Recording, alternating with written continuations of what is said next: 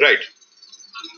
Today we are continuing on with our journey in project business analysis course, and the module which we are covering today is about need assessment. And if you remember, in introduction we discussed that this is going to be your first module.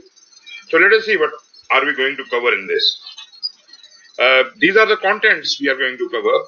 First of all, I'll be giving you the overview of this section. Then we will talk about why should we perform need assessment, what is the need for that. Then how to identify a problem or opportunity. Naturally, uh, any new initiative is basically based either on a problem or an opportunity. 2.4 is assess current state of the organization, because you actually want to change the state of the organization from its current to a future state. So where you stand right now, assess it, and then recommend actions to address the business need. So that business need which you have assessed earlier, so you recommend certain actions which will bring change in the current state of the organization. And ultimately, once that it materializes that yes, of course, this problem can be resolved by bringing this change into the current situation, and a better future state can be achieved, this is assembling your business case. This is your feasibility. This, you make your case to go ahead with this initiative. As far as the overview of this initiative, need assessment is concerned, need assessment consists of the business analysis work that is conducted in order to analyze a current business problem or opportunity. As we have discussed earlier, as I was explaining, everything starts with a problem. When there is something out of ordinary, it is out of routine in my business. Otherwise, my business might be running very well. So there is something out of ordinary due to which I halt and notice that problem and try to resolve it. When I try to resolve it, that becomes an opportunity to improve my business setting from my current state to a future state. So, in a way, if I say that every problem is an opportunity, that would not be wrong. Because every problem provides us an opportunity to improve. So, one thing is business problem, and another thing is business opportunity. What is business opportunity? There is an apparent opportunity shining in the sky, and you can see it, you can feel it, but why can't you enjoy it? Why can't you adopt it? Why can't you benefit from your business benefit from it? So an opportunity which is an apparent opportunity must also be taken advantage of. And if you have a problem, then naturally you must resolve that problem, and that becomes an opportunity to improve your business setup. It is used to assess the current internal and external environments and current capabilities of the organization. So when I'm trying to see where I stand, then that means I must thoroughly assess who I am and what I'm doing, how I'm standing. So what is my current status? What are my environments internally as well as externally? How capable I as a business am? So what are my current capabilities as an organization? So why I'm trying to assess this, there was a need which came out of a problem or an opportunity, and now I am looking inwards towards myself to see how I am. Why?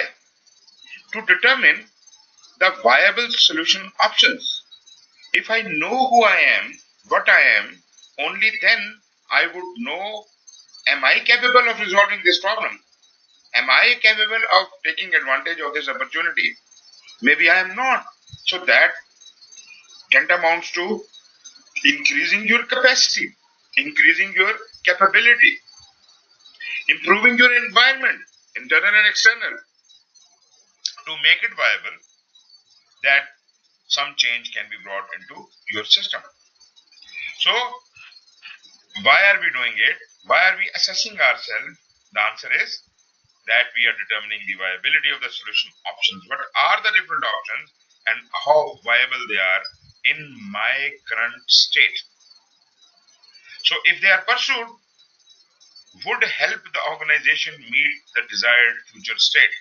I think this completes the picture. Why are we doing all that? To be a better organization in coming future. So from our current state, assessing where we stand, taking advantage of the problem or the opportunity, we ultimately desire to become a better organization and turn into our future state. So a comprehensive approach. Need assessment gives us a comprehensive approach for assessing the business needs. Number one, identifying high-level solutions to address those. So you see, assessing your own business need, then identifying high-level solution. Naturally, high-level means broadly what can be done about this problem. So looking at the business need and then identifying the high-level solutions, what else we do? We provide ways to think about, learn about, discover and articulate the business problem and opportunity. You see, there was one business need where my organization was heading. We had a business problem, we had a business need to go in a certain direction. And to meet that certain direction, we have identified some high-level solutions. This is the mechanism or way we are going to go in that way. To reach our objective, we have to generally go in this direction. So this was my high-level solution, and naturally I chose it out of many other solutions, and this was the most viable solution for that time. Now what I am doing, I am trying to contemplate what is the business problem or opportunity available. Is there any business problem? Is there any business opportunity which I can take advantage of? Actually, we do not just sit down and start trying when there is a business problem. We take advantage of the business problem and we turn it into opportunity. And not only that, we are also turning opportunities into opportunities. Thinking through business problems and opportunities with stakeholders is important for all projects and programs. Why? Because all the projects and programs within an organization are done for the benefit of the organization. As you remember, whatever we are doing in the organization is for the betterment of the organization, for the meeting the strategic objectives of the organization. So all the projects and programs would actually be tuned up to convert ourselves, our organization, from its current state to the future state, and taking advantage of that specific benefit. The degree to which a need assessment is formally documented depends upon organizational and possible regulatory constraints. Naturally, when we are trying to do this need assessment, that all has to be properly documented, and naturally there are some rules and regulations of the organization or some regulatory constraints. We have to remain within those limits. So this was the overview. So far, if you have got any comments to make, I am opening your mic now. Please. No, sir, I'm okay with this. I'm understanding this. No question. Wonderful, wonderful. Okay, why perform need assessment? The next issue. First of all, who should perform need assessment? In business analysis, need assessment are performed to examine the business environment and address either a current problem or opportunity, as we said before. So you look around, wherever you're sitting, you look around in kind of a 360 degree and see where are you existing, what is your business environment, examine your business environment, and then address either a current business problem or opportunity. So you see, Here it has segregated the business problem from business opportunity. But I had given you an idea that every business problem is also an opportunity. If there was no problem, we could not have improved. So that is also an opportunity. But at the same time, the other side of the coin is that an opportunity is anyways opportunity. So if there is an opportunity, why don't you take advantage of it? A need assessment may be formally requested by a business stakeholder, mandated by an internal methodology, or recommended by a business analyst prior to initiating a program or project. So, it from where this need assessment is initiated, who asked for it? So, it could be any of the business stakeholders. We're not talking about the project or program stakeholders because projects and programs are yet not existing. At this stage, when we are doing the need assessment, we are in a hardcore business. We are doing the hardcore business of the organization, and all the people who have anything to do with the business of the organization are our stakeholders.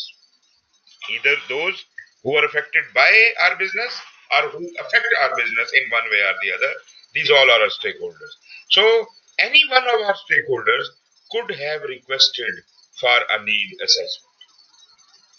Or maybe the internal methodology we have devised in our governance plan within the organization that has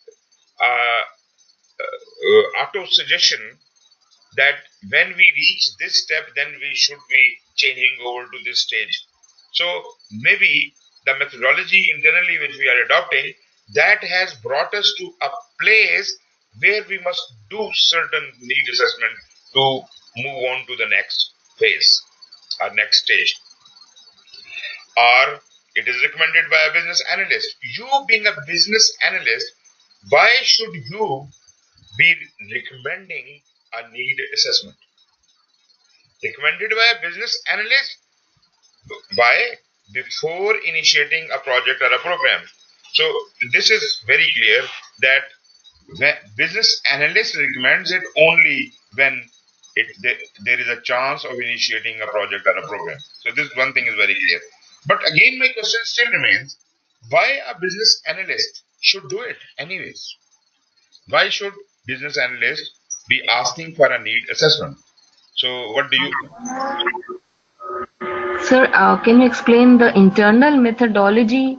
What Okay. is mean by business stakeholders are those any person which is involved in business In business, opportunity or problem, exactly. right? Not exactly the opportunity or problem.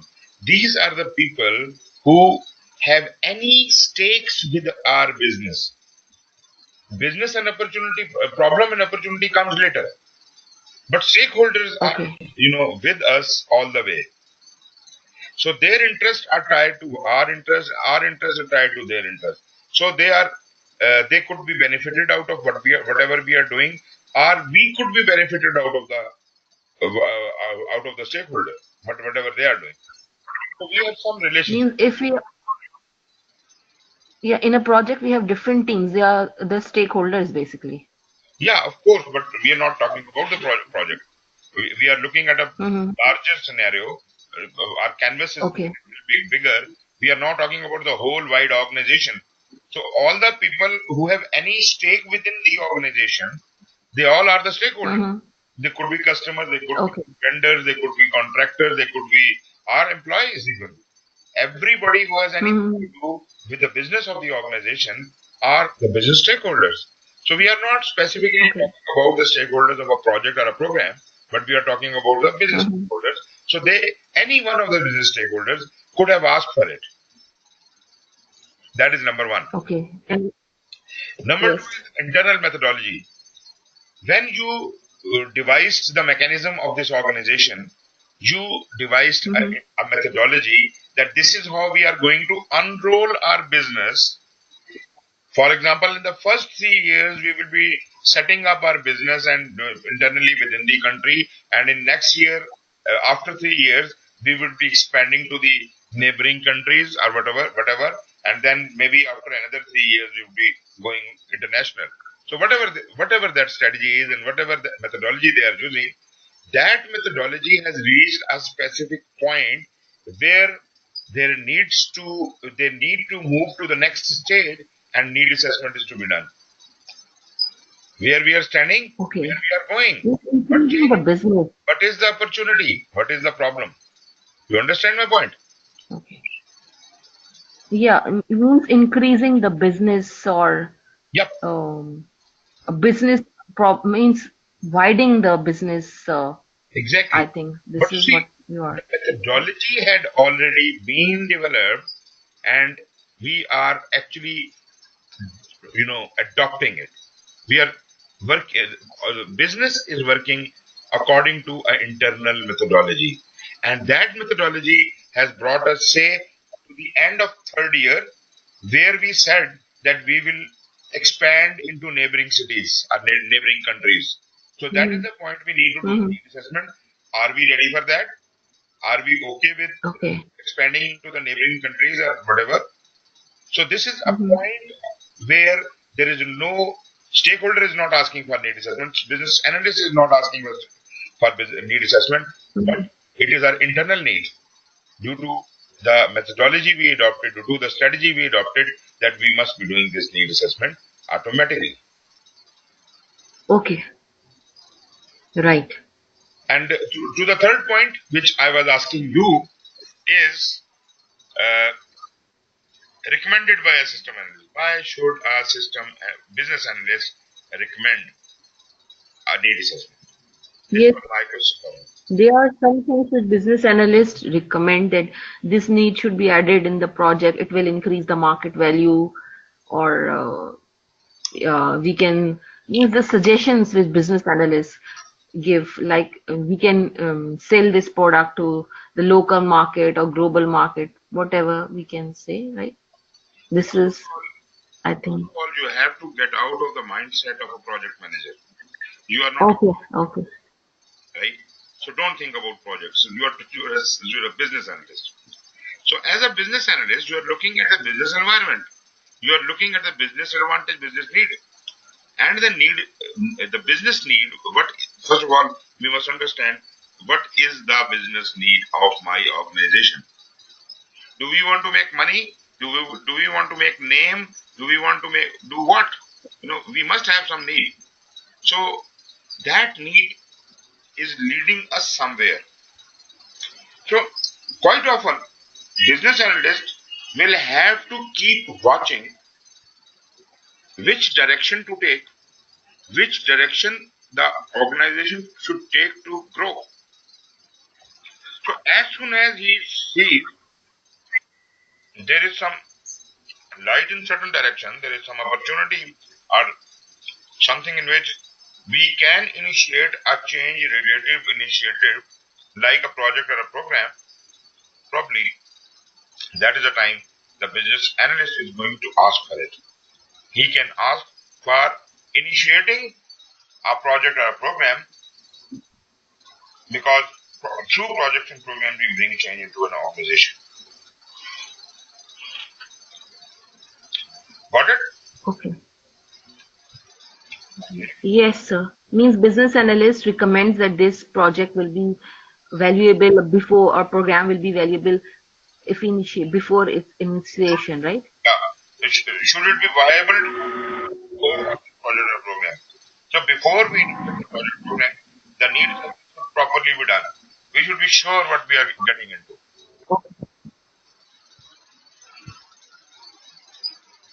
Okay. Next question is when.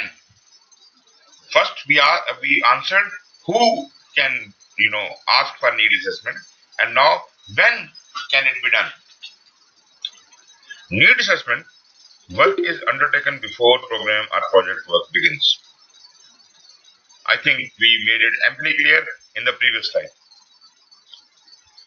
Then it is said to involve the pre-project activities. All what we are doing during need assessment is basically paving the path for the project or the program we are going to be doing. And ultimately, whatever we are doing now is going to be extremely important and fundamental for the project work we'll be doing later.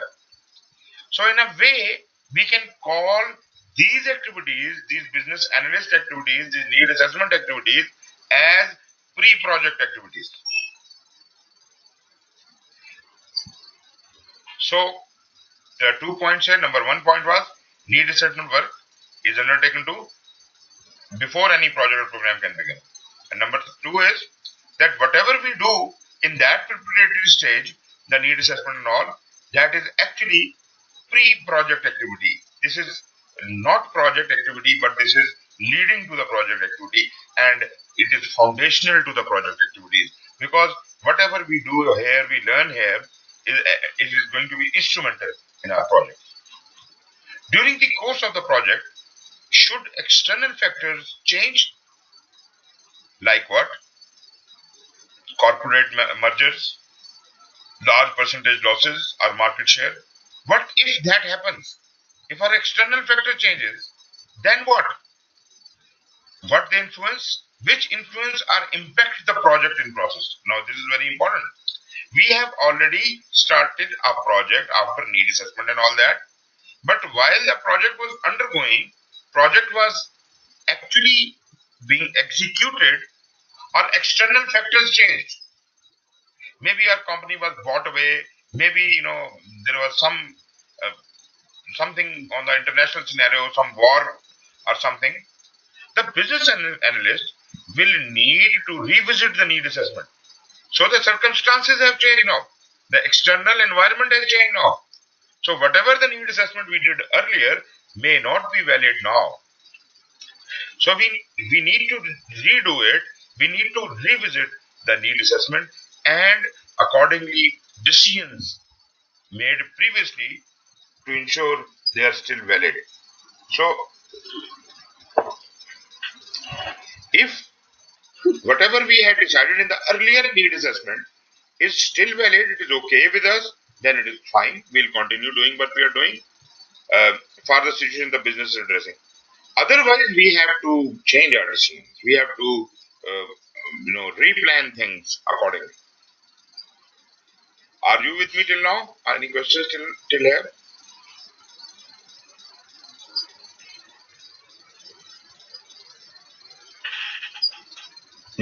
Can you speak? Sorry. Probably now you can speak.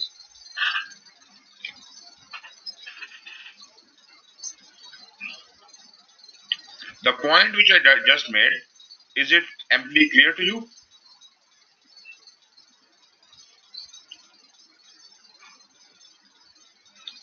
Okay. I assume that you got my message.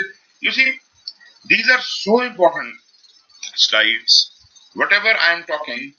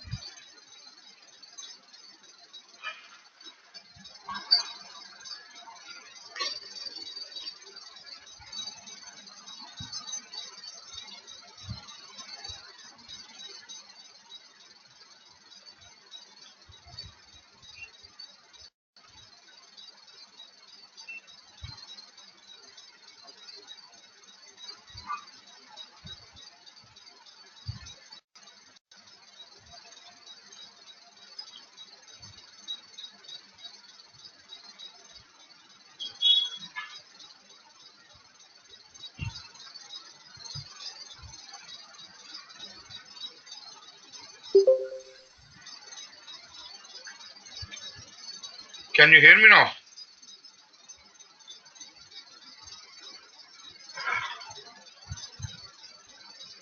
Hear you. I'm sorry, there was something wrong with the internet, and probably the sound went off. So I changed. Yes, sir. I can hear. I refresh it. Actually, I lost your voice. Okay, so I'm back. I had covered this slide which is in front of you.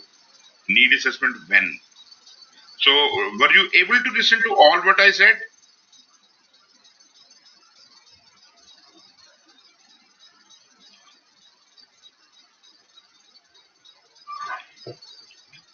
Ji Bushra. I listened it. What you said. What you said, I listened that in the need assessment, we take basically some pre-project activities, and if there is any mishap happen, we can say, or any loss happen in the company, then need assessments are revisited and the decisions are revisited in that situation. Very nicely put. So, due to any external factors, if there is a change, it is the responsibility of the analyst to redo the need assessment and check are they still valid or not. And if they're not, then probably the need assessment decisions have to be changed, and accordingly, that will impact the project. Next question is, for whom? Why are we doing need assessment? For whom are we doing it? A need assessment involves the completion of a gap analysis.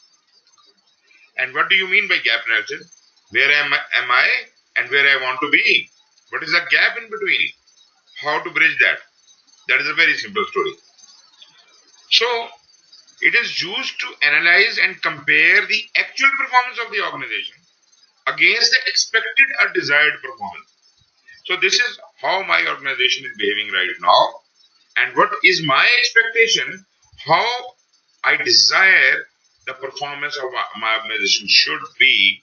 So from this state to that state, how can I turn my organization into that state? Much of the analysis completed during the need assessment is then used for development of a business case. So whatever analysis you do, whatever the gap analysis you do, whatever the problem and opportunity assessment and all that, actually all of this is actually building a case for you. It's building a case for you, for just like a lawyer builds a case in the court. So all these things put together are building a case for a change initiative in your organization. And what is that change initiative? It is the project, it is the program.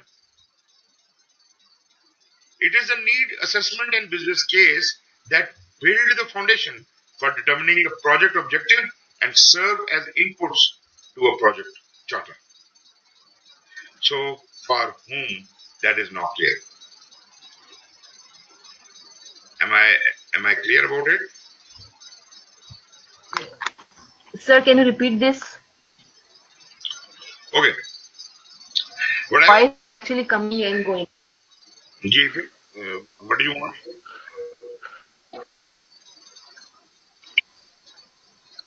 There is some problem with the voice? Sir, it is coming and going, so I missed some points which you were actually.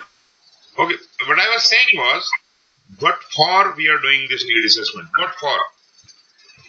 Basic reason why we are doing the need assessment is to convert our current status to a better future status, a desired state, where we stand and where we want to be. Analyze and compare your actual performance of the organization, whatever you are today, and what do you expect your organization to be.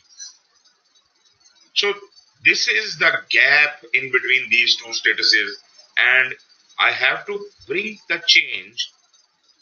I have to, transform my organization from where we stand now to what we want it to be. This is the gap analysis we do, and this gap analysis will ultimately be instrumental, or it is going to be a cogwheel in the building of your business case. These are the reasons you are providing to your boss. You are building up a case. You are building up a case for a change initiative in your organization through which this specific transformation could take place. So the last point is, it is the needs assessment and business case that build the foundation for determining the project objective and serve as input to a project charter. So this is the fodder for your new project, our program, whatever you are studying. So this is a fodder for that, and from there it can start growing. So you have conceived the project here. Got it?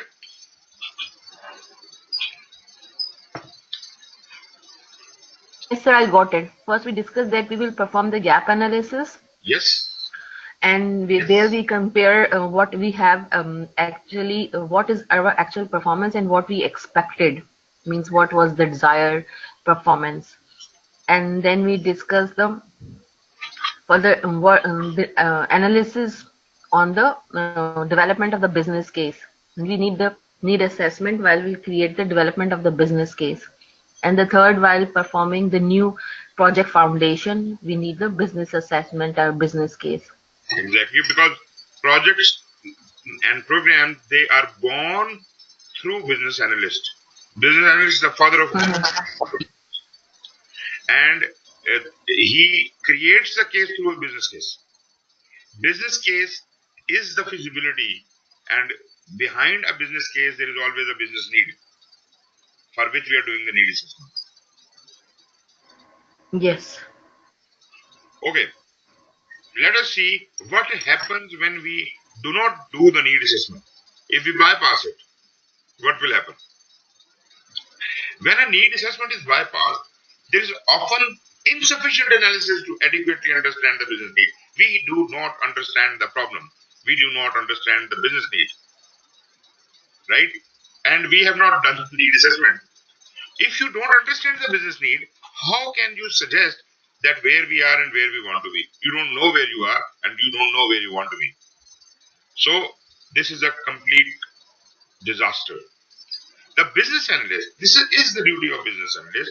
He conducts a need assessment to help the organization understand the business problem and opportunity in greater detail to ensure that the right problem is being solved. We are doing something which we should be doing. Maybe he is trying to solve a problem but that is not fulfilling any need for this organization. Why are we solving undue problems? The problems which are not ours. Why are we solving them? If we are doing that, we are wasting time of the organization and we are not doing anything good for the organization. So better do something for the betterment of the organization. So right problem is to be solved. When a formal need assessment is sidestepped, you don't do it, the resulting solution often fails to address the underlying business problem. You understand? Fails to address the main problem. You are addressing somebody else's problem. Fails to solve the problem completely. Or maybe, if at all your problem is somehow addressed, but it is not exactly addressed, therefore it is not the complete solution to your problem. It is also possible to provide a solution that is not needed or one that contains unnecessary features. I hope you understand the whole story behind it. Be focused. What you want, you should address that, and need assessment is a tool to focus on your business objectives, on your business needs. Business analyst is the person who will focus you in that direction. And if you don't focus, if you bypass this, then probably you will be doing something which is of no use to the organization or which is partially useless to the organization. Both things we don't want. Got it? Yes, sir, I got it. We have discussed that, if we bypass the need assessment, then first point is that it will be the disaster because there is no insufficient, there is not sufficient analysis on the business case or problem. Then it will be a disaster. And then we discussed that there's a possibility that if the business analyst conduct a need assessment, but it will not the right problem or the right way to solve the problem. If there's no business analyst and the need assessment is not performed, and there's a possibility that that the business that the problem is not solved completely, or it is not addressed completely. The business problem is. Okay. And you see, Busha, what we are doing right now. The way we are discussing this and we are doing this is called active listening. Okay. And active listening is the best way to learn something. If you, Mm-hmm. by doing this, I am explaining something and then I'm asking you and then you are, giving me the feedback. That means the 100% of the message is being conveyed to you. And if it is not, then I am correcting you. Right? Yes, sir. So, Mm-hmm. this way you will not forget anything that we discussed here. Yeah. Right. Let's move on to the next topic, and that is identify problem or opportunity. Naturally, we understand what the problem or opportunity is, but let's see what it is.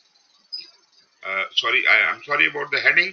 Need assessment if bypass. This is not the heading here, but naturally, we are talking about and identify problem and opportunity. Part of the work performed within need assessment is to identify the problem being solved or the opportunity that needs to be addressed. I hope we got it. This is very simple. In need assessment, the very first thing, the way from where the game starts, is either a problem or an opportunity, right? So either a problem or an opportunity. This is a game starter. To avoid focusing on the solution too soon, emphasis is placed on understanding the current environment and analyzing the information uncovered. Okay, here I want to say something. Please do not ever jump to conclusions. This is a normal human psyche that when a problem is posed to you, rather than thinking it over, we start jumping to conclusions. If somebody is telling me that I got late, then without even thinking that why he got late and what things he has done not to get late, you immediately bombard him with 1001 suggestions. And then that person is explaining, well, I did this, I did that, no, I did all that what you are saying. But you did not think. Why did you not think when the problem came in front of you? Why did not you give some time to the problem to be properly understood, to focus on the problem itself and understand the environment of the problem? Only once you have done that, only once you are at home with the internal and external environment of the organization, then you start focusing on the solution. I hope this point is clear. This is a very important point.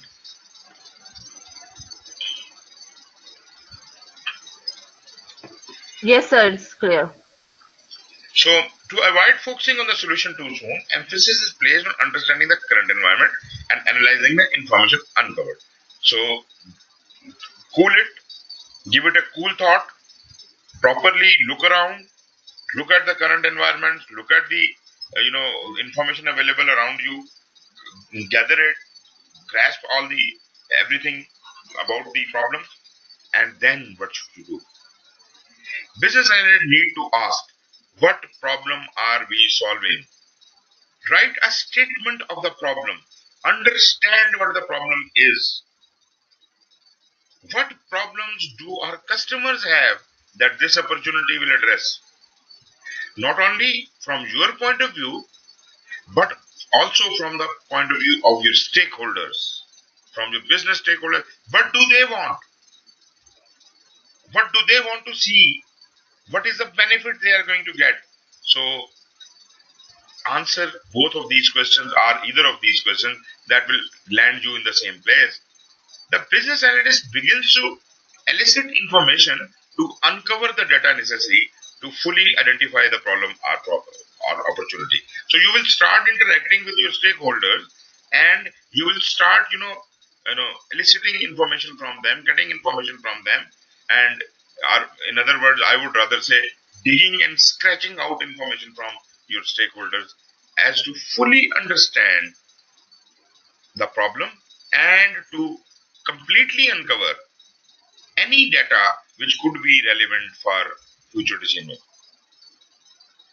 So this is very important that you should be able to elicit information.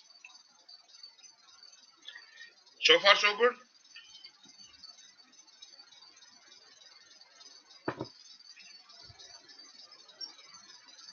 Yes, sir. Next topic is Yes, identify. sir. We can move. Ji, ji. Okay. Next topic is identify stakeholders. Naturally, we are talking about the business stakeholders, and as I have already clarified to you, please do not talk about projects as yet. We are not talking about project stakeholders, business stakeholders. These are people, individuals, their groups, their organizations that may affect or be affected by it. Either they can affect your organization, your business, or they can be affected by whatever your business is doing, or they think, they perceive that they will be affected by a decision, activity, or outcome of whatever this organization is doing. It could be project, it could be program, it could be organization. I do not really agree with the words program and project here, because it is not only the project or program stakeholder we are talking about. We are talking about the business stakeholder, and business stakeholder is free from the project or program. Although I do understand and agree that most of the business stakeholders would be your program or project stakeholders also. So this is conducted as part of the need assessment to assess stakeholders are impacted by the area under analysis. So before we can interact with these stakeholders, you must know these stakeholders. You must define these stakeholders. You must identify these stakeholders. You must know who all are the people who are either affected by or who may affect or who think they are affected by. Now, this is a very interesting situation. The first two parts are very clear. Anybody who is affected, who may affect your organizational decisions or whatever, naturally that is a stakeholder. Anybody who is affected by those decisions, these are also your stakeholders, because the people who are actually being affected by your business decisions may revolt against you. They may say that you are doing everything wrong. You are not doing everything to our benefit, so we don't work with you. So this could be a revolt. So these we have to take care of both the parties, all those who may affect the organization or who may be affected by the working of the organization. And the interesting part again, there are some people, there are some stakeholders who do not affect in any way your business. Neither they're affecting the business, nor they are affected by the business. For example, I am doing a business of making toys for slums of Punjab, right? It has absolutely nothing to do with Karachi. But a person sitting in Karachi perceives himself as a stakeholder. He says, someday my children may also play with these toys, and these toys are toxic in nature, and therefore I will, launch a mission against this, that this toy should not be made. You see, this person was not a stakeholder. He could not.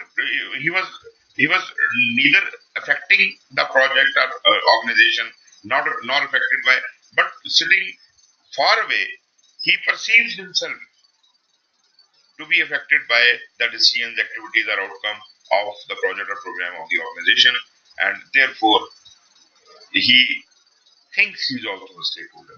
So anybody who thinks he's also a stakeholder, please add him to the list of your stakeholders, because these are very nosy guys. Such stakeholders are the people who matter nothing, but they can make a lot of noise. They control media, they can do anything. So they can put a spanner on your business.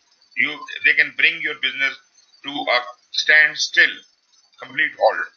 So we don't want that. So we want to take everyone along. Proper consensus. So possible methods are discussed later in business analysis planning. But for now, you must understand the stakeholder who are the stakeholders, and they must be defined. When you're doing the need analysis, it is helpful to identify sponsor who is initiating and responsible for the project. So now we are talking about the initiatives, the projects or the programs we are going to be starting under this organization, naturally for the same purpose of bringing the change into the organization from its current state to its future state to fulfill certain business needs. Yes, of course, naturally, that all is true. The sponsor who is the initiator of this project or a program, who is actually responsible for this. So naturally, he is the biggest stakeholder you have. He is the biggest stakeholder you have. Then, stakeholder who will benefit from an improved program or a project. Stakeholder who will articulate and support the financial or other benefits of it. You see, the second number was stakeholder who will benefit. And then we are saying there is another stakeholder who is a mouthpiece for the organization. He articulates, he is our information minister. He articulates and support the financial and other benefits of the solution. Then there is a stakeholder who will use the solution, the customer. He is the person who is actually going to be the user.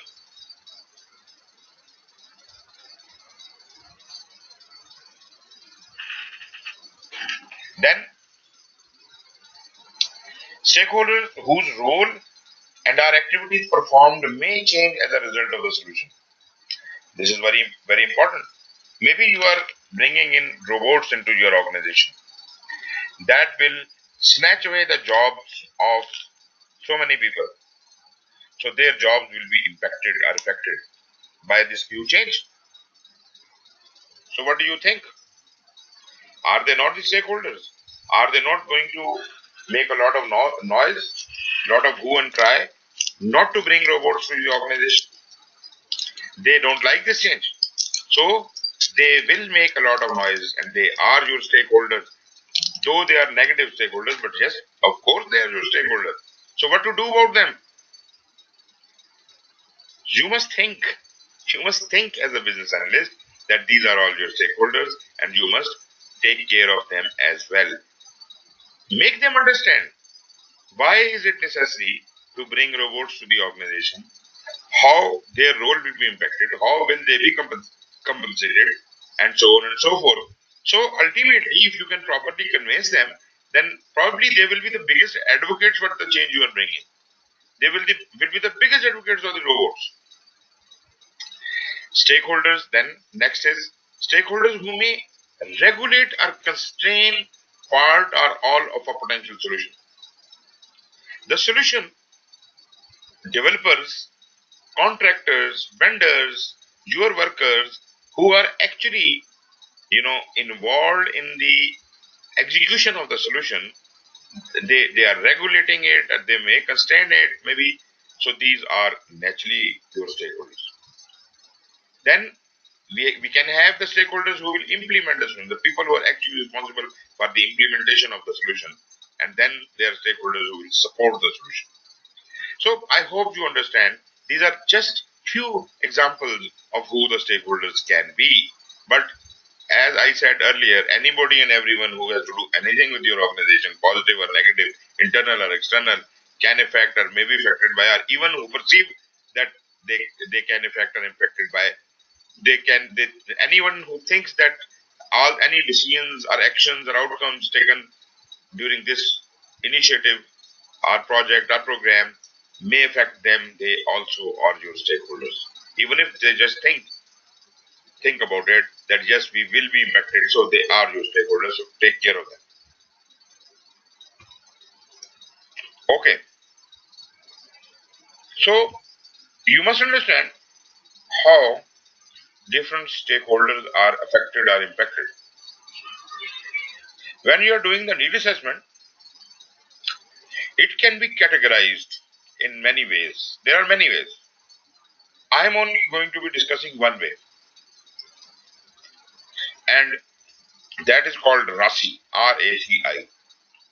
Before that, I would like to ask you, do you know and understand what a responsibility assignment matrix is?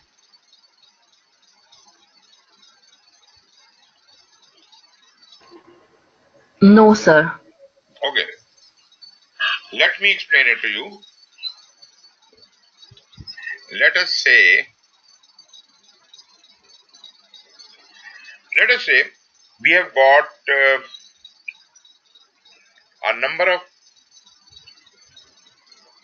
jobs to be done. For example, number one, you want to make notes. Number two, there is something else. Number three, there is something else. Number four, there is something else. And we have got four people, A, B, C, and D. So if I write the tasks on one side and the persons on the other side, and I can make a matrix out of it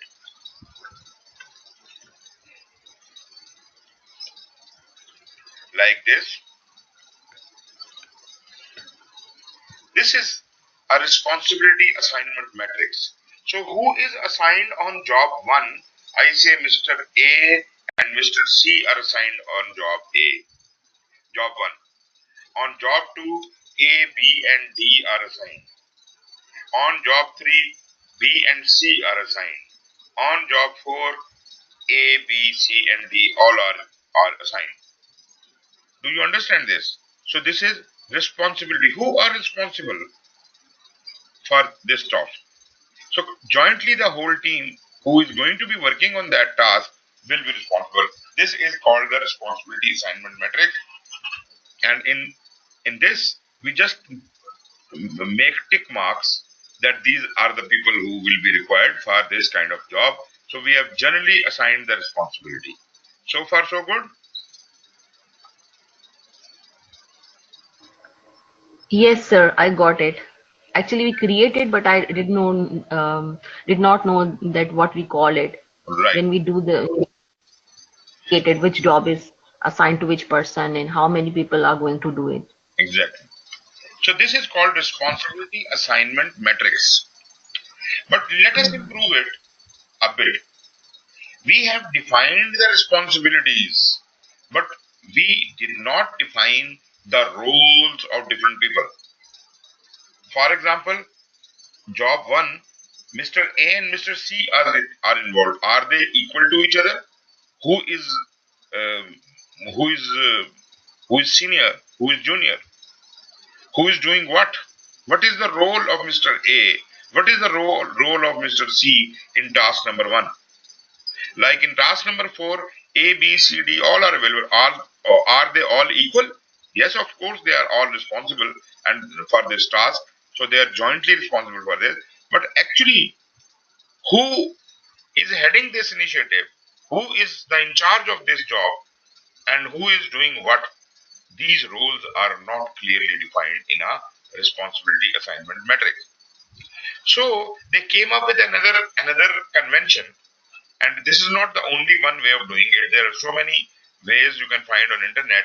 One popular way is RACI. R stands for responsible, A stands for accountable, C stands for consult, and I stand for inform. So who is, you know, and for every task, somebody must be responsible. There might be 4 people in doing task number 4, but somebody should be responsible. So whomsoever is responsible, say B is responsible, so I am writing R in place of the tick, right? But who is accountable? Accountable is usually the senior person, so maybe A is accountable, so I write A with his name. And what is the role of C and D? Maybe C is to be consulted. C is to be consulted for this job.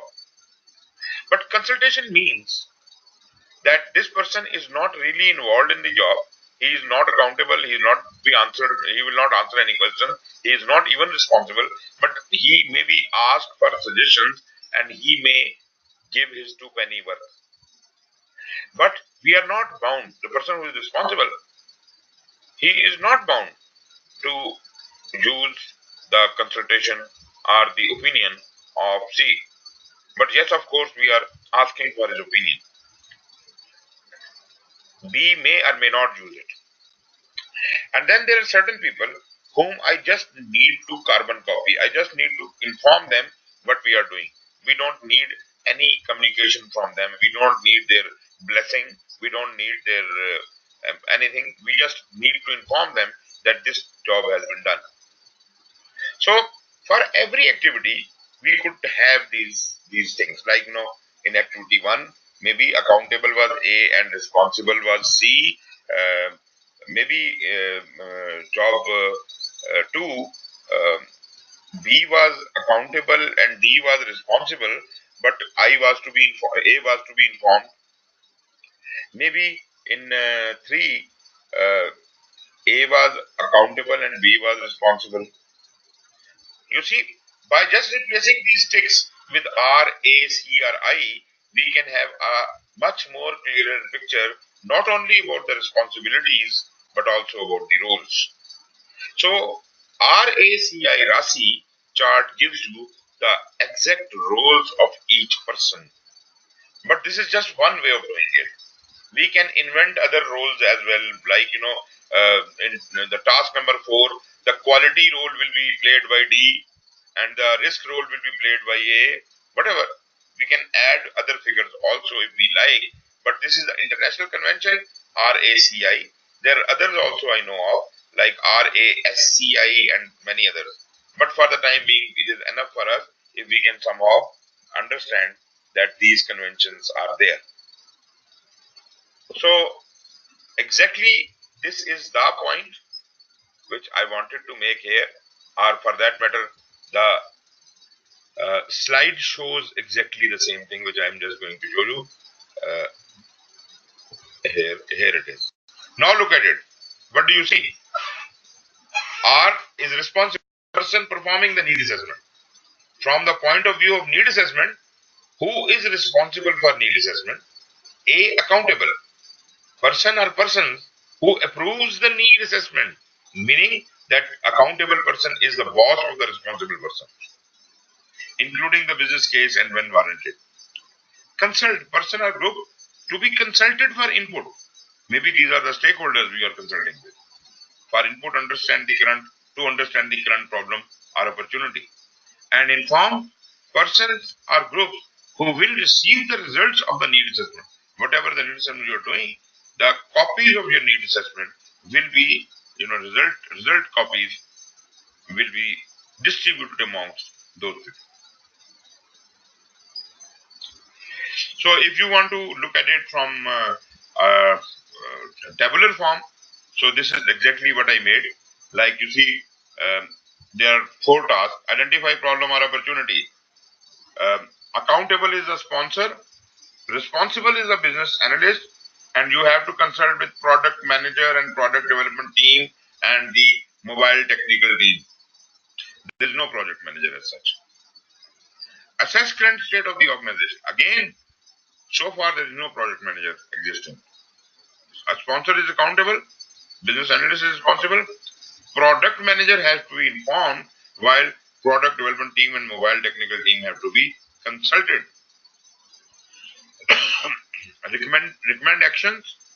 Who is responsible? Business analyst is responsible. Product manager is accountable, and sponsor have just to be informed. The job has gone down now, and the top boss is just being informed what we are doing. He is not interfering with us, and other 3 people we are consulting with them. Then prepare business case. Again, accountability, product manager, and the responsibility with the business analyst. Sponsor is being informed. Mobile technical team is being informed. Project manager is being informed. But the consultation is only with the product development team. So you see, this is the collaboration point here. Both project manager and business analyst have an interest in stakeholder identification and RASI analysis. Whether you are doing PMP or PBA, you must understand stakeholder identification and RASI analysis. Both people, project manager and business analyst, have to be good at it.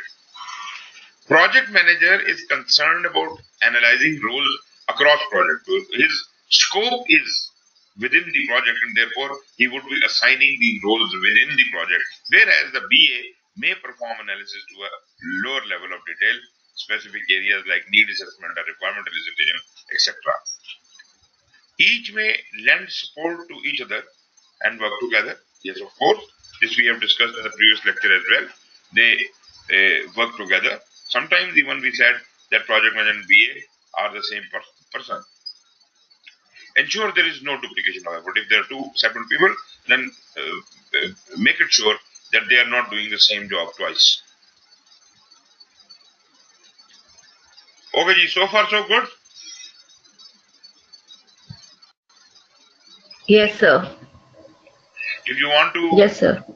everything what I said, you can sum it up about the stakeholders and Rasi and all. What is your take on it?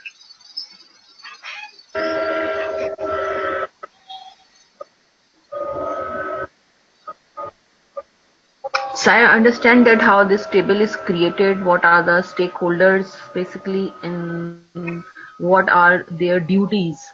I will say duties, who is responsible, who is accountable, to whom we have, who is the consultant, and who is basically the last one is Inform. inform, to whom we right.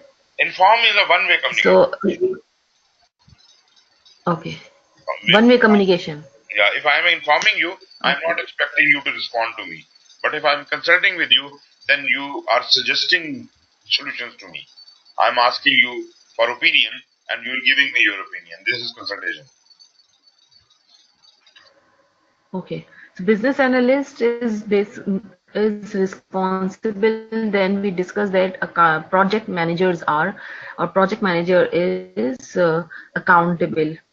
Accountable means if anything happened in the business case, then That that was just a he sample is, case for yeah, assessing business need. A sample case for assessing business need. So yeah, these are hypothetical, activities of yes, sir. business need assessment.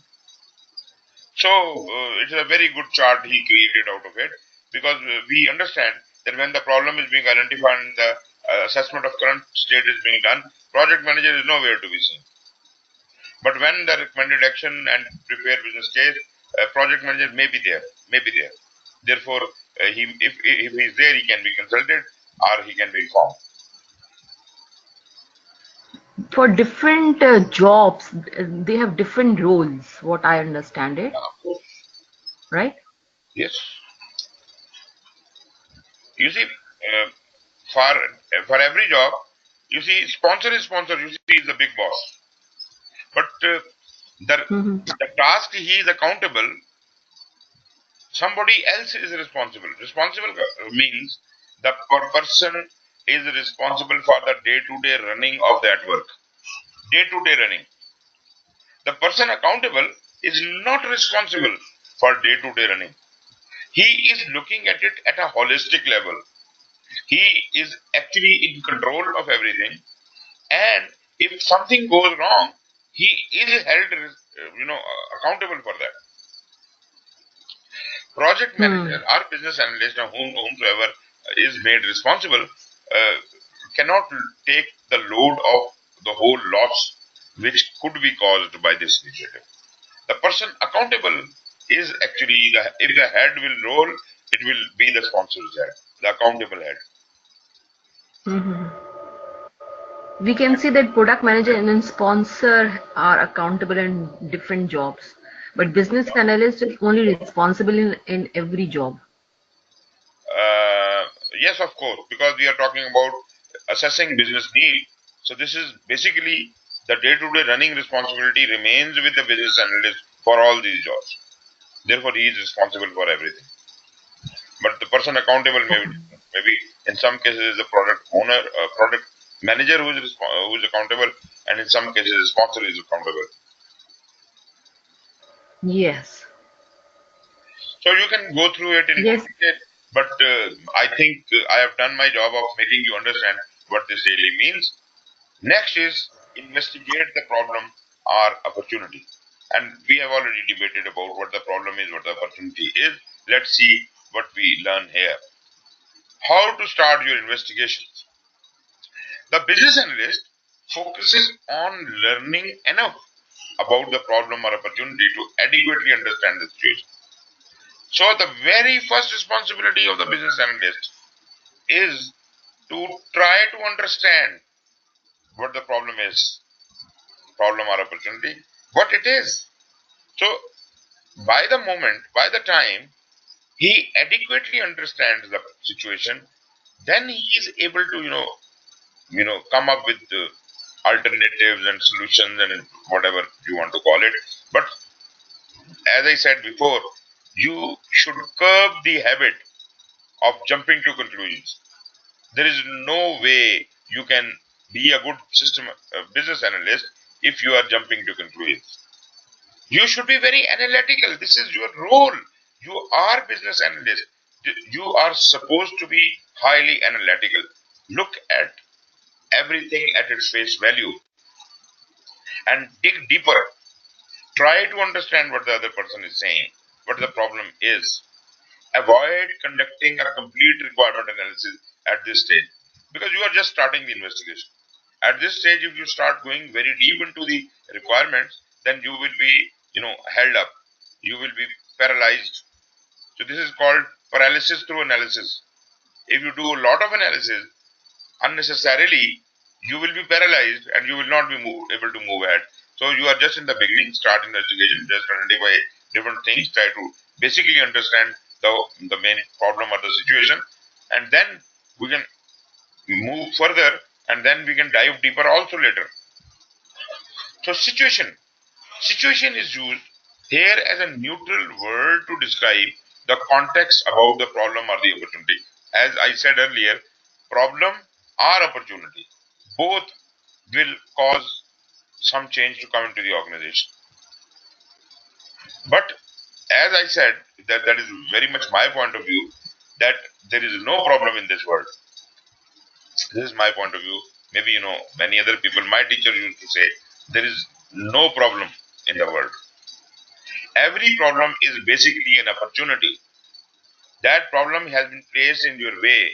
That is a hurdle of your way just because God wanted you to resolve it, to jump over it, and find an opportunity that you know that now you can jump also and take benefit out of it. So this is a learning curve. Like a child, the first time the child starts walking, before that it looks almost impossible. How can this child ever get up and walk? But one day the the child solves the problem and he stands on his or her feet, and that is a moment when you feel proud. And then suddenly that child starts walking also. You see, that is exactly what I mean. This is a situation. Situation could be a problem, it could be an opportunity. If it is an opportunity, well and good, we should exploit this opportunity. If it is a problem, then we must turn it into an opportunity for the betterment of the organization. Next is interviews and process modeling.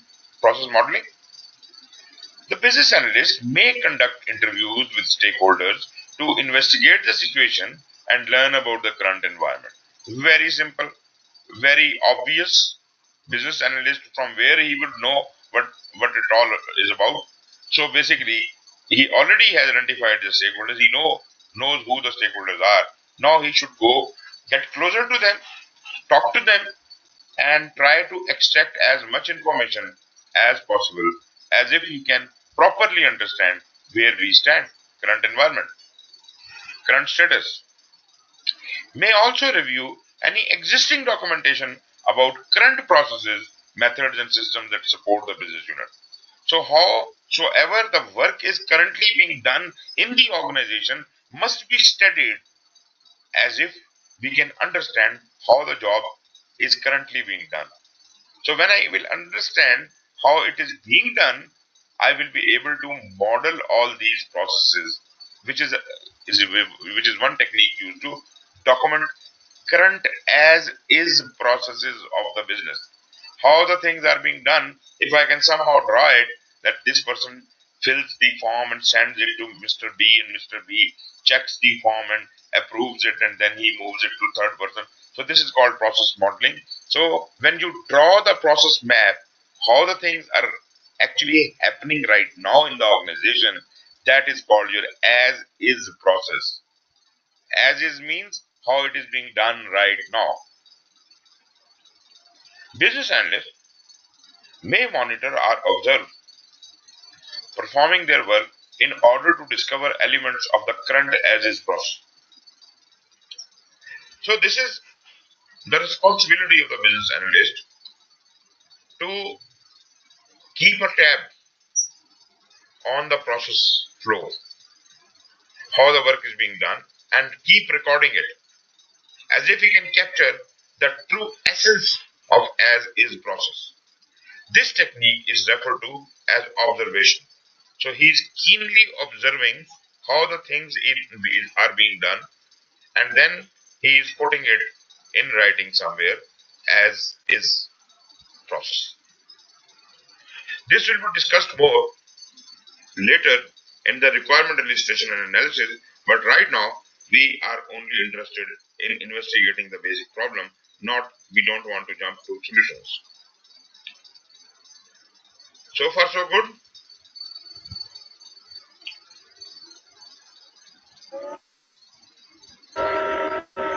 Yes, sir, I'm okay. Okay, fine. Wonderful. Next is gather relevant data to evaluate the solution.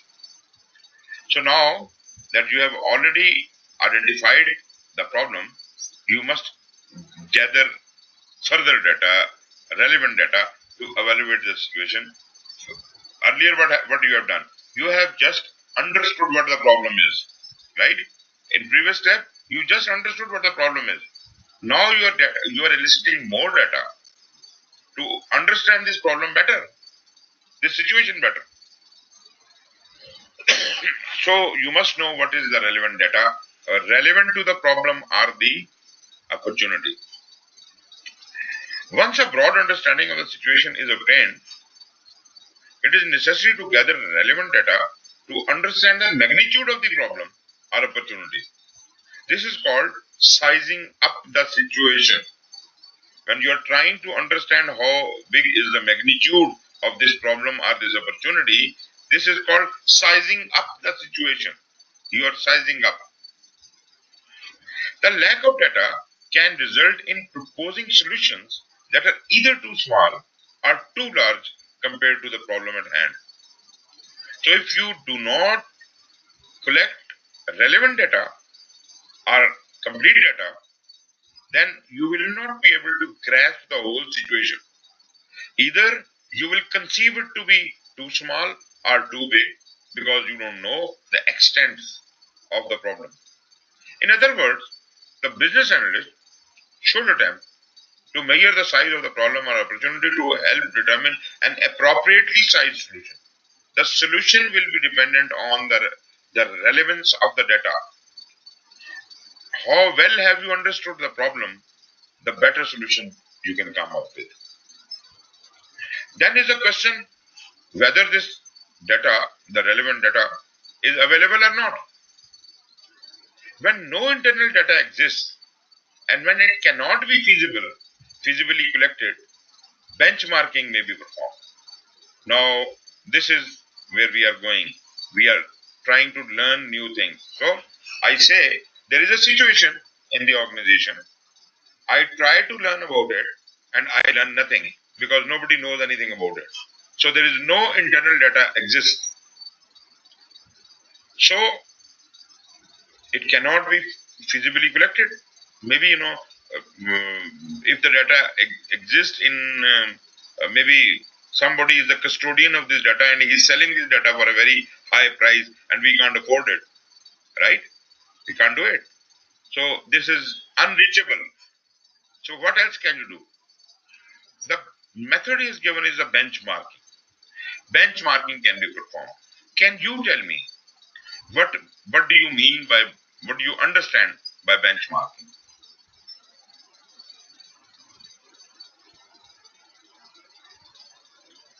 Ji. Sir, benchmark, I think mean the standard that we have that is set. Mm-hmm. Okay. Have you That ever done benchmarking or seen some? standard of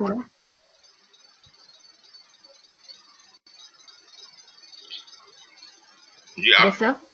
Have you ever done benchmarking or seen anyone doing it?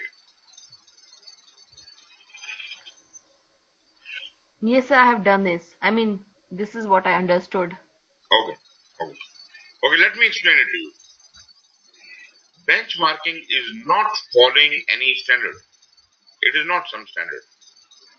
Benchmarking is always done on the existing competitors. You are a telecom operator in Pakistan and you want to bring some change to your organization. You want to increase your business. You want to increase your business value. What should you do? You don't you when you maybe want to increase your business to multifold. That is your target, for this year. That you increase the business to maybe double the profits. How can you do it? So you have to look around at other telco operators in the market and see where they stand and how did they get there and where do I stand in comparison with others and who is actually the immediate competitor I must beat. This analysis, identifying your competitors, analyzing their capabilities, uh, prioritizing them in comparison to yourself, and then trying to see how much is the gap between you and the next competitor or the top competitor, and then trying to bridge that gap. This is just possible due to the benchmarking. This is called benchmarking. Benchmarking is no written standard. Benchmarking is not something you set for yourself. Basically, this is set by comparing you with your competitors. Do you get me? Yes, sir, I got it. Means the comparison from with other, industry or company Other company. to compete in the market. Exactly. That is Right? the point. That is called benchmarking. So benchmarking is a comparison of the metrics or processes from one organization against a similar organization in the industry that is reporting or finding similar industry averages. So telco will compare with another telco. So when you are comparing with another or more than one organization, then you are doing the benchmarking. Data Okay. will not be readily available since competitors will guard non-public data closely. No competitor will allow you to get their data. So benchmarking may be a little bit difficult, but you can rely on the public data. Benchmarking may also involve comparing internal organization units or processes against each other. Maybe you are benchmarking your department against other departments within your own organization. This is also called benchmark. Got it, you? Means the competition between two departments in an organization, the More, working competition. two or more than two. Two is the minimum. Who is the? Two is the minimum number. You can have a benchmarking between 10 or 20 or 100 organizations. That's okay. Okay. The minimum number has to be two. You and another organization. You are benchmarking against them. But you benchmark against 20 organizations or any number of organizations. Yes, sir. Right. Right. So that was the availability. Now, example of a data. Example of data suitable for benchmarking include, but are not limited to, for example, cycle times for a business process to complete transaction volumes, occurrence of exceptions are problems and delays caused by the exceptions are problems. So this could be a very interesting data. I'll give you another example. For example, you say there are many airlines, but which airline serves the queue better? How much time they take in treating one customer. So who has the fastest time to conduct the customer? Maybe you can count it in per minute. I mean per customer, how many minutes you serve, or maybe you can do it. How many customers do you accommodate in 1 hour? Maybe this could be. So this data can be collected from anywhere. You go to any airport and you can find a number of lines standing in front of in queues in front of various airline counters, and you can easily find out how much time they are taking. So this could be from where the data can be collected. So there could be any number of data. Cycle times you are looking at. You are looking at the transaction volume. You're looking at the number of defects or delays or problems or occurrences of the exceptions, whatever is happening. How many change requests are being handled in this organization and that organization. So this is also a benchmark. Then amount of money lost per transaction or per sale or by losing a customer. How much loss one organization incurs and how much loss another organization incurs. From cost to acquire a new customer through waste and from calls into help desk. So there could be 101 ways you can collect this data. So I hope you understand that this is not an impossible target to collect the data. No matter if the other organization is willing to share their data with you or not, you can always have public data available all the time. Then maybe... Yes, sir. Yes, please. Yes, sir, I got it. It's just like an, audit or something. I mean, for the company, this is an audit, but for us, it is a benchmark. It is a benchmark because whatever data you collect, you are collecting for your organization also, and you are collecting for other organizations also. And maybe I'll give you another example. For example, you are a telco and you want to introduce a new kind of phone in the market, and you go out into the market and float a questionnaire to general public and ask them what mobile operator you are using. Are you satisfied with their service? What should be? What are the services which should be included? You can even give those services and try to guess which operator is providing what service and how well is he providing. So this kind of indicators can be there, and that data can be collected and compared. That's what is benchmarking is. So if you are creating a website, how many visitors do this website get and do that website get? How many conversions take place? How many sale inquiries? How many accounts? How many new policies? Then potential increase in sales, market share, customer base, new contracts, market size, potential, so many things. This all is the data. So this is the data you can use for benchmarking purposes. Once the desired data is assembled, techniques such as Pareto analysis and trend analysis can be used to analyze and structure the data. Now, have you ever heard about Pareto?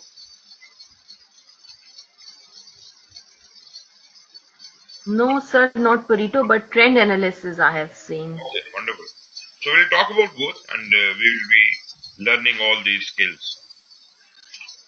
So then the next step would be to draft your situation statement.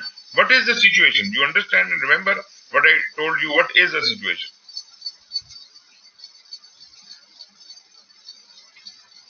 G, what is the situation? Any opportunity or problem is a situation? Wonderful, wonderful. We can say. You're right. Now, be ready to write it down. Draft the situation statement clearly and simply. Just be economical about it. Write the statement down in one sentence which explains clearly what the problem or the opportunity really is. Once the problem is understood, as we have already done it, the business analyst should draft a situation statement by documenting the current problem that needs to be solved or the opportunity that needs to be explored. Drafting a situation statement is not time consuming, but it is a very important step to ensure a solid understanding of the problem or opportunity that the organization plans to address. First of all, you must know, you must have understood the problem very clearly. Only then you can draft it. That is one part of it, that the problem should have been properly understood. And the next part is you must know how to draft it. If the situation statement is unknown, or it is wrongly worded, or if the stakeholders have a different idea of the situation and you have a different idea, there is a risk that the wrong solution will be identified. So a business analyst cannot take that risk. Business analyst must be clear about the situation, because this is the situation based on what he is doing all his job. The business analyst job is all about understanding the situation better, and not only understanding, but he must be able to reduce it into writing in a way that anybody could read this statement and understand what the problem really means, problem or opportunity really means. So now, what should be the format of this situation statement? How should you write it? So this is a very beautiful format it has come up with. First of all, problem or opportunity of A, whatever the A could be. First define the problem, then show its effect. Tell that this XYZ problem, this is XYZ problem, and this has effect on Mr. B with the impact of C. So we have to show the problem or opportunity, we have to show the effect in this statement and impact of this statement. Let us see how it can be done. Consider the insurance company example that was presented previously. Like many companies, this insurance carrier took advantage of new technologies across its business and has an extensive internet presence. The organization now wants to exploit mobile technology to improve its claim processing. So, before the problem, before the development of the project charter, naturally project charter will come later when the business analysis, the business need, business case has been developed. But before the project charter can ever be developed, the business analyst must draft the situation statement for inclusions in a formal business case, because this situation statement is part of your business case. Business case is going to defend this statement. Using the knowledge gained through the initial need assessment work, the business analyst considers the identified business need and any initial assessment of the impact that the problem is having on the business. So your statement should not only give the problem, but also the impact and effect of that problem. That would give you the complete statement. With this background, the business analyst can then draft the solution statement such as, so here in green in front of you is a complete situation statement. And see, it says the cost for processing claims is rising steadily, increasing at an average rate of 7% per year over the last 3 years. This is the first part of it. The existing method for submitting claims, either by phone or the internet, involves significant processing delays and has resulted in the need to increase staffing to process the calls and personally investigate the claim. Now, after having read this whole situation statement, are you not really very clear what was the problem? What was its impact and what is affected by it? So we don't need any solutions at this stage. The situation statement is not a solution statement. Situation statement is just portraying the problem in so many words, clearly indicating who will be affected by this and what will be the effect of this problem on various items. So let me read it again. The cost for processing claims has been rising, steadily increasing at an average rate of 7% per year over the last 3 years. This is the problem side of it. The existing method for submitting claims, either by phone or the internet, involves significant processing delays. So this is the second part of it, and has resulted in, this is the impact, in the need to increase staffing to process the calls and personally investigate the claim. Although this might look a little bit difficult, but with a little practice, you probably can very much write your own situation statement. Are you okay with it?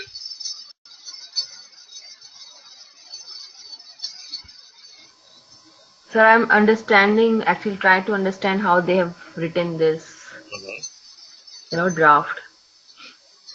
You can ponder over it and see the slides later also to understand. Yes, sir. Try to figure out your own statement. Yes, For any situation, for that matter. So in the statement we have just created, the problem as assessed was one of increased cost to process claims, including additional labor costs. So the problem was we have to spend more on processing the claims, and naturally more labor cost is also involved. The financial impacts identified in the situation statement will later be referenced during the completion of the cost benefit analysis.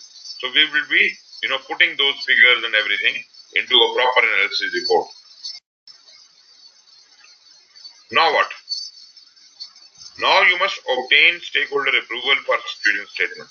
If the situation statement you have properly created it now, and you're satisfied that this is a good statement you have created, now is the time to go to the stakeholder and get their approval, get their blessing. And if they approve this situation statement, we can easily move ahead. For the situation statement, once the situation statement is drafted, agreement is obtained from the affected stakeholders that were previously identified. We have already identified the stakeholders in the earlier case. So now go back to those stakeholders and brief them about what you have drafted and try to get a consensus on it. This is a key step because the situation statement guides subsequent work. If we are not agreed on the situation statement, and this is a good point also because we are putting the situation statement as we understood it in front of everybody else and ask them if it is okay with them. If somebody has an objection, he may say, no, this statement should not be like this and you should include that item and that point. So you can accommodate that if everybody agrees, and you can define your situation statement, and ultimately all the stakeholders would waive it off. They will say, okay, this is the final situation statement and this is exactly what we want. When a formal situation statement and its approval are skipped, it is difficult to determine whether the essence of the current situation has been captured or not. If you do not have a situation statement or you do not have an approved situation statement, then what are you chasing? What are you doing? We don't know what are you doing. So this is really very difficult to determine whether the essence of the current situation has been captured or not. You may have understood, may not have understood, but is it the same understanding what the stakeholders have? We don't know. We don't know nothing about it. So either the situation was not properly captured or it was not shared with the stakeholders and ultimately we did not get the approval. So naturally, there might be a different understanding as far as the stakeholder is concerned and a different understanding of the business analyst, which is very, very much harmful. Business stakeholders play an important role to ensure that the situation statement correctly defines the situation, because these business stakeholders are going to give you feedback, and based on that feedback, you will improve your statement. Failing to refine the situation statement with the business may result in a solution that addresses only part of the business need or fails to meet the business need at all. The business analyst initiates and then facilitates the approval process by presenting it to them, discussing it with them and all, which may be formal or informal. You may have formal sessions or informal sessions. Maybe you are meeting somebody over a cup of tea and discussing your situation statement or convincing the other person on that, depending on the preferences of the organization. Approval may not occur upon the first review, which is not really possible, or it is not necessary that you have created a solution and you put it in front of the stakeholders and immediately they all accept it. No, that is not possible. There are so many stakeholders that somebody will not understand it, will not be able to grasp it, or will like you to add certain new items into it. There may be a need to revise or reword the statement so that the stakeholders are in agreement with it. So a general consensus has to be achieved. Business analysts leverage skills such as facilitation, negotiation, decision making to lead stakeholders through this process. Naturally, if you understand the role of business analyst from this point of view, he is a good facilitator. He is supposed to be a good negotiator. He is supposed to be a good decision maker. You would say the same characteristics might be required for project manager. Yes, but in a different scenario. Here we are talking in a business context, not in a project context only. So project context is much smaller than the business business thing. Therefore, the same skills may be applied differently by the business analyst and differently by the project manager. Next is assess current state of the organization. That is what our organization is all about right now. Once the relevant stakeholders agree on the problem, so problem part is done, that need to be solved, or the opportunity the organization wishes to exploit, the situation is analyzed in greater detail to discover important components, such as the root cause of the problem identified in the situation statement. So you can now further elaborate. You have a statement, now try to find why this problem does exist. If there is a problem statement, why this problem exists. So you may have to go for a root cause analysis. Do you know what a root cause analysis is?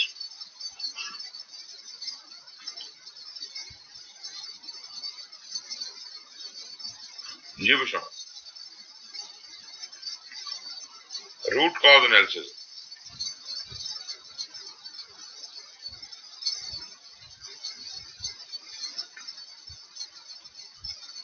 Are you there? Yes, sir. Root cause analysis, do you know what it is? Sir, root cause analysis means we actually use this term. What is the root cause of the problem? What is the actual issue in, or we actually use this, term. I know. Okay. Have you ever heard about Ishikawa? No, sir. Have you ever heard about fishbone? Fishbone. Yeah. Yes, I have heard this. Okay. Actually, root cause analysis, these are some tools for that. We also call it root cause analysis. We also call it Ishikawa diagram or fishbone diagram. And probably in the subsequent lectures, we'll be talking all about these things, all these tools. I just wanted to make a mention that you must know what root cause analysis is. And later on when we discuss it, I will highlight it, how to use it, how to create it, how to analyze it. But root cause of the problem identified in the decision statement is a very important step here. As stated previously, the assessment is not a complete current state analysis. So this assessment is just getting you somewhere, gives you the major causes of that. It is intended to understand current organizational goals and objectives. We are trying to capture the current state of the organization. So what are the organizational goals and objectives? Naturally, whatever we are doing in the organization must be in that direction. That is one thing. We must have written down these goals and objectives right in front of us. Then, root cause of the problems that prevent the achievement of these. So those goals and objectives, is there a problem which is hindering achievement of those goals and objectives? What is the root cause of that? What is actually stopping us in achieving those goals and objectives? Identify those. Then goals and or any important contributors to opportunities that could help attain them. So what can we do? What are the major important contributors for those opportunities that could help attain them? How can we attain? Next is assess organizational goals and objectives. Naturally, now we talked about the organizational objectives, root cause, and goals. So one by one, we are going to take it on. Assess organizational goals and objectives. The first point, depending on the organization, whatever type of organization you are working in, business strategy documents of that organization plans may be available for review by the business analyst in order to acquire an understanding. Now, this is a very good way. If you want to understand an organization, go and ask for their documents, their business strategy, their business documents, their plan, whatever. If you can go through it, read it, understand it, then you will understand the problem much easier. So what business analyst requires to acquire the understanding about, for example, the industry, what I am dealing with and its markets, who are the competition, benchmarking thing, what are the product and services currently available, what are the potential new products and services likely this organization is working towards, and other factors used in developing organizational strategy. These points are very important in grasping the whole situation. In the absence of such plan, it may be necessary to interview the stakeholder to determine this information. If this information is not available in any of the documents, go back to the stakeholder, ask them questions, and record their answers. Organizational goals and objectives are an important input. Naturally, this is the beacon which we have to follow.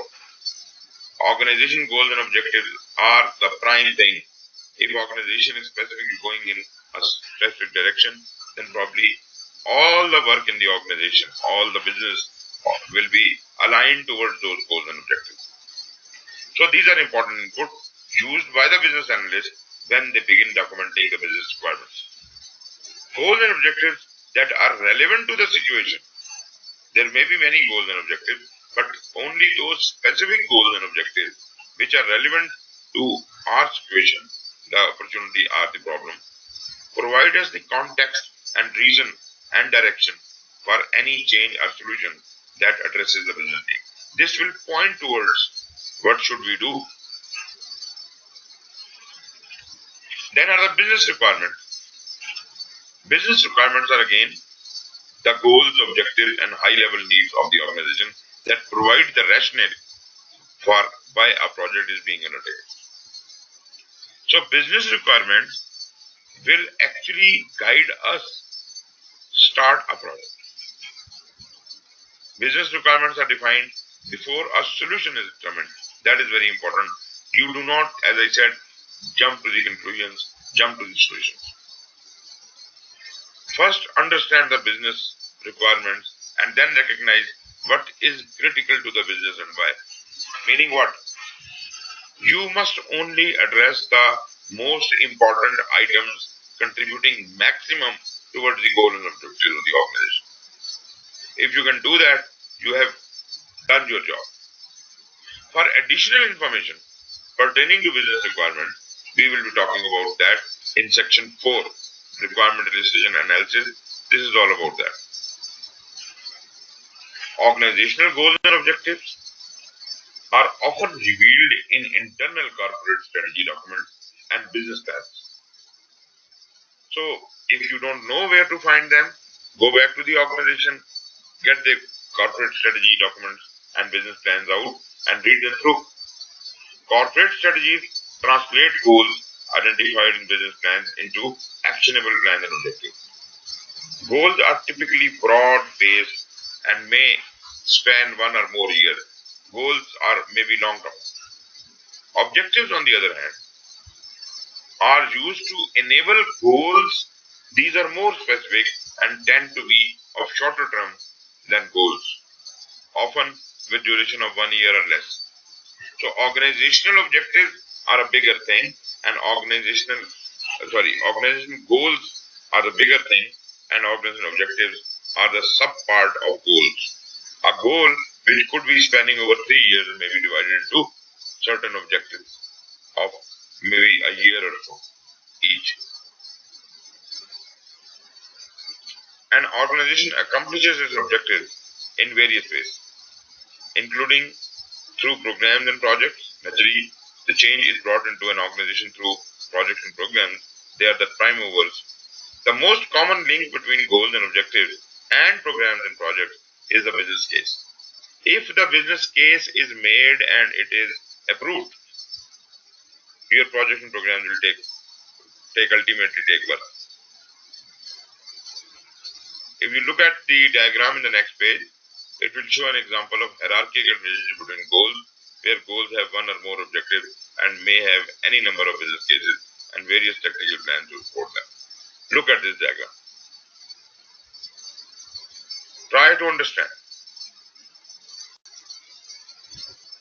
This organization has many goals, and right now in the diagram, we are only talking about one goal, which is subdivided into 2 objectives. It may be 2, 3, or 4, as many. So, one objective is met by doing the marketing plan, but we are also running a business need analysis as if to create a business case, and if this business case is approved, then probably some change within the organization will come through projects and programs. Similarly, objective 2, maybe we have got a technology plan going and a distribution plan going, but at the objective 2 level, we have a business need which can give birth to a business case. And within the technology plan,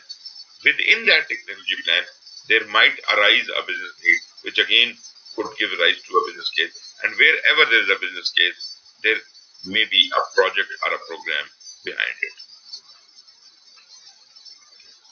The approved business cases means those business cases which have been accepted and approved are used as inputs to the programs and projects, because looking at these business cases, the project sponsors will create the project chart. However, not all projects have a business case associated with them, but this section will focus on those that they do. Most of the organizations may not even understand our business cases. They may not make it. They may directly order a project to start, but it is a good practice to go through the whole process and create a business case first, as if later it can be converted into a project. Goal and objective modeling approaches are discussed in 4th chapter, 4th section on scope models, and we will talk about them later. As far as the goals and objectives are concerned, they should be very clear and crisp. If goals and objectives are not specified or are not clear, the business analyst should document them to establish this basis for subsequent work that relies on them. Well-written goals and objectives are also said to be SMART. Note that there are several variations for writing SMART goals and objectives. This example is one of the more common approaches used today. What is SMART? Look at it. S stands for specific, and that includes whatever you are writing, goals and objectives must be clear, clearly written, not ambiguous, must be concise in as few words as possible, and observable outcomes. It should be very clear. You could conceive what will come out of it. Similarly, the second is M. M stands for measurable. The outcome of your goals and objectives should be testable and measurable. You should be able to somehow say that this goal will be achieved when these conditions are met. Those conditions become their measure. A is achievable. Whatever the target you set for yourself, that must not be a fairy tale. That must be something which you can achieve, you can attain. The outcome should be realistic and resources devoted so it can be achieved. Sometimes A stands for attainable, other times assignable, whatever, achievable, assignable, attainable, whatever. But generally speaking, whatever you say must be able to be performed.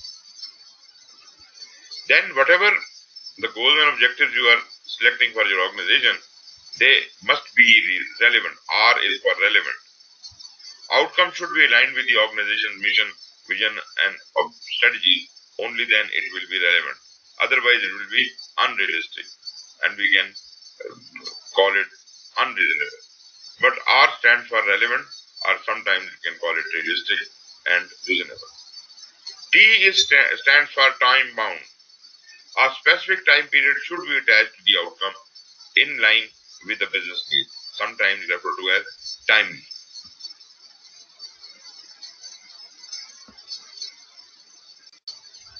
Okay.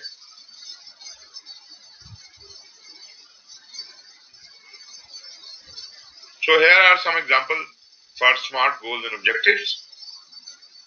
Like the same example of insurance company. The insurance company had a goal of reaching $5 million in revenue within 5 years with a 20% net profit margin. The company also had the following supporting objective. Now, the objective would support what? The goals. The goal was reaching 5 million revenue within 5 years with 20% net profit margin. Now, translate this into small objectives. Number one objective, increase revenues by 10% by December 31st, necessary to help them reach their 5-year goal. So, every year he will set a target for himself, and that will make the goals achievable. So, the objective would be like this. Decrease overall claims cost by 5% in the same time period. Reduce time needed to process claims by 6.25% in each quarter of the year. So, if your goals have been properly translated into objectives, isn't it much easier to achieve them? In summary, goals and objectives are important to need discipline because they provide the context and provide direction for any change that addresses the business needs. Ideally, except for unforeseen problems and opportunities, all programs and projects directly support the stated goals and objectives. And with this thing, I have been harping right from the beginning that anything which is happening in an organization must be aligned with the organizational goals and objectives. Those SMART goals and objectives of the organization which we have set up in the very beginning, everything in the organization is actually to empower that.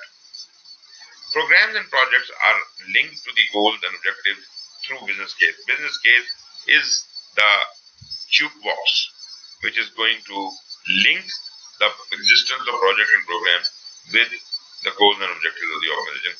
Thus, when we run a project or a program, we are always talking about aligning our project, our program with the organizational objectives. Business cases are assembled as one of the final tasks in the need assessment. The end of need assessment is a business case will be created and are discussed in further detail later on in this section. Even without a formal business case, goals and objectives should be leveraged to guide the direction of business analysis. Then is a SWOT analysis. Have you heard about SWOT analysis?